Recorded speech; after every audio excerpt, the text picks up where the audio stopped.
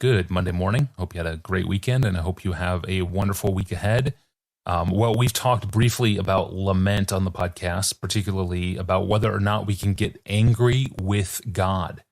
We addressed that back in APJ 931. That was a long time ago, episode 931.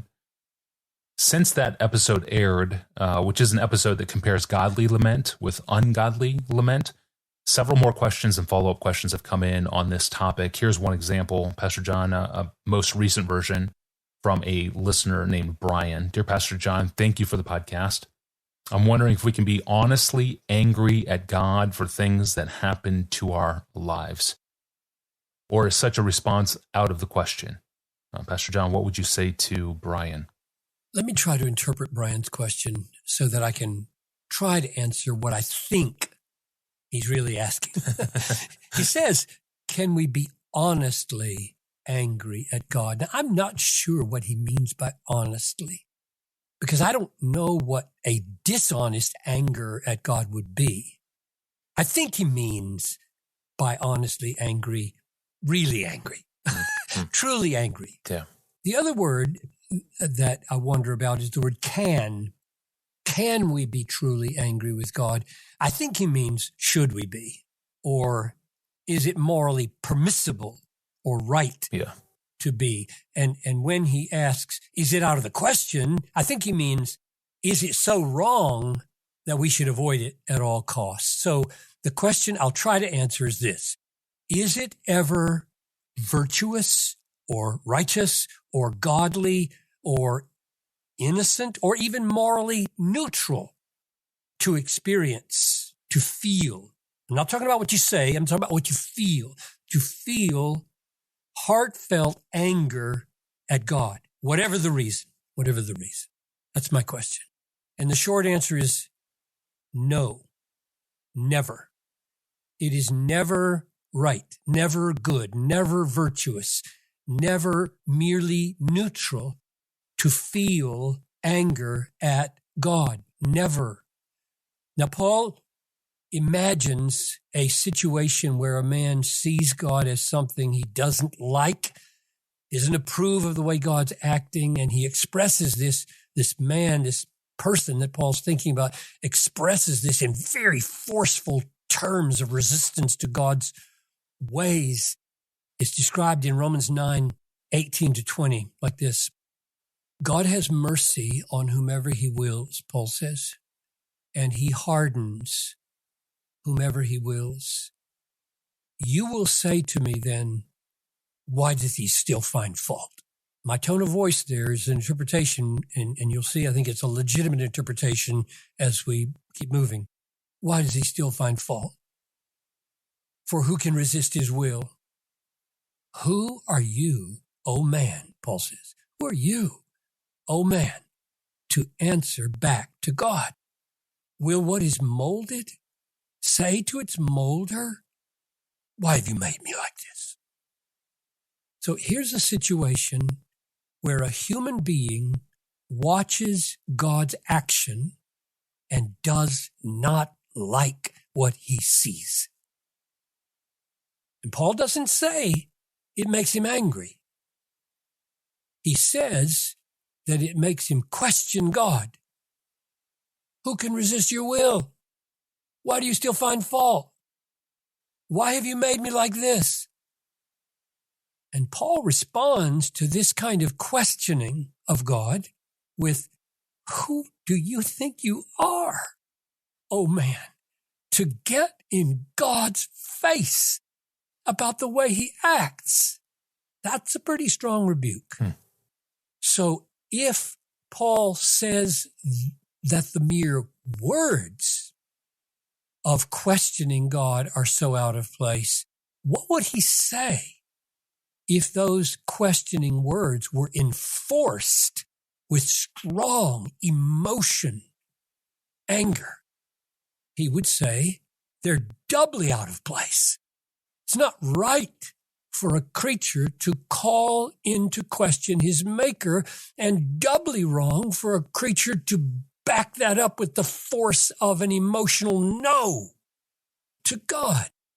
Now, don't confuse this with humbly trying to understand the perplexing ways of the one you trust. Oh my goodness, that's worth a lifetime, right? That's all I do. It's like, at least I try to be humble and say, God, I want to understand.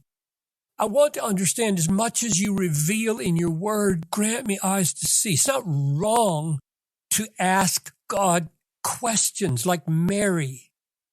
When the Lord said to her, you're going to have a baby, Mary, while you're a virgin.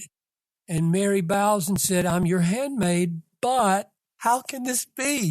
God did not get upset with that question. That was a good question, a how question, a humble longing to understand is not a bad thing, but it's always wrong to question God as though he were in the wrong.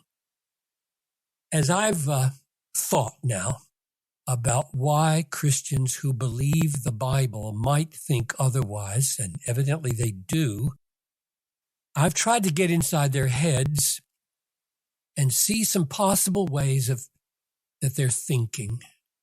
So let me respond to a few of those. One, maybe some people think that since anger is not a decision of the will, but rather an emotion that rises spontaneously out of the heart, maybe it doesn't have the same rightness or wrongness that a decision of the will would have. Maybe. But that's not what the Bible teaches about emotions. Emotions are not morally neutral. Many emotions are forbidden by God, and other emotions are commanded by God. We're told not to fear, not to be anxious. We're told to put away bitterness. We're told to abstain from desires of the flesh. We're told to love God and delight in God and find pleasure in God's presence and praise God and be thankful to God and rejoice in all his works.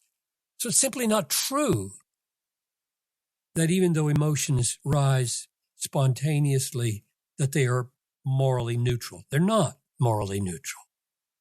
They are morally significant. A good tree bears good fruit. A bad tree bears bad fruit. Out of the abundance of the heart, the mouth speaks, and out of the abundance of the heart, the emotions flow. So whether anger at God is right or wrong cannot be settled simply by saying it's an emotion.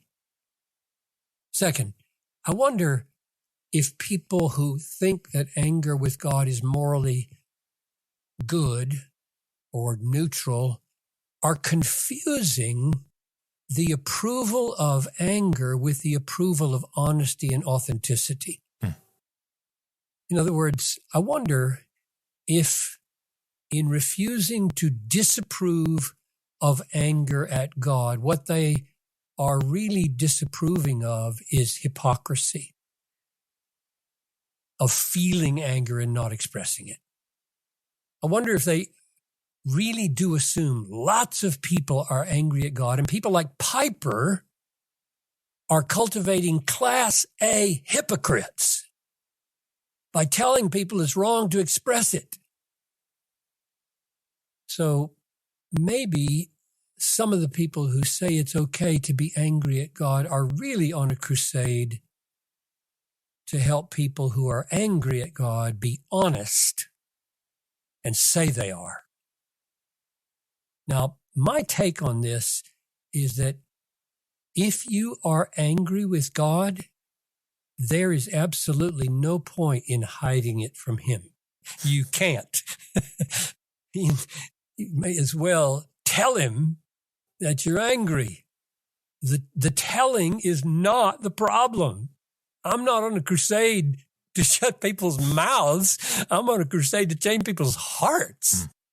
The feeling of the anger is the problem, not the mouth. So don't add sin to sin. Don't add the sin of hypocrisy to the sin of anger.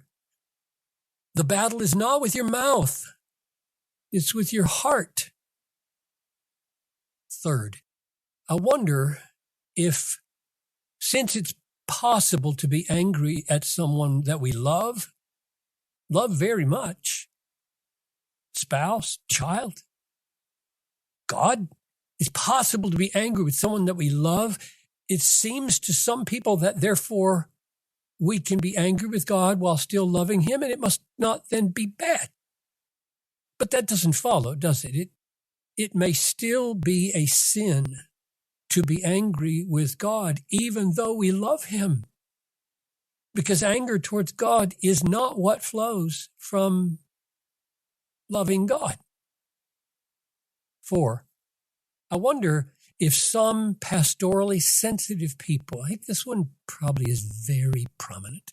I wonder if some pastorally sensitive people are very reluctant to disapprove of anger at God because they know that if they do, they may be heaping guilt on people who are already experiencing the pain of a huge loss, which has made them angry at God in the first place. Now, in my experience of dealing with hundreds of people in times of great loss over the last 50 years, God, in his wisdom, has always provided a way to minister to people's true need and true pain without compromising the truth. It is a pastoral failure of nerve or failure of wisdom if we think that we have to condone sin in order to bring comfort. There's always a better way. And finally, number 5, I wonder if people who approve of anger at God have really thought through what anger at a person is. It is a strong, emotionally laden disapproval. That's what anger is. A strong, emotional disapproval. God does something. We assess it. We disapprove of it. We oppose it emotionally. We resist. Anger is the counterpart in the heart to the indictment of God in the head. Our minds judge God to be in the wrong, and our emotions say this with anger. And my response is that God always acts justly. He always acts wisely. He always acts with love toward his people. He never wrongs anyone. He is never blameworthy. He is always pure and holy and righteous and good. He is infinitely worthy of our trust and our love and our admiration and our delight. And when we don't understand his ways, we put our hands on our mouths and kiss the rod and say with Paul, "Oh, the depth of the riches and the wisdom and the knowledge of God."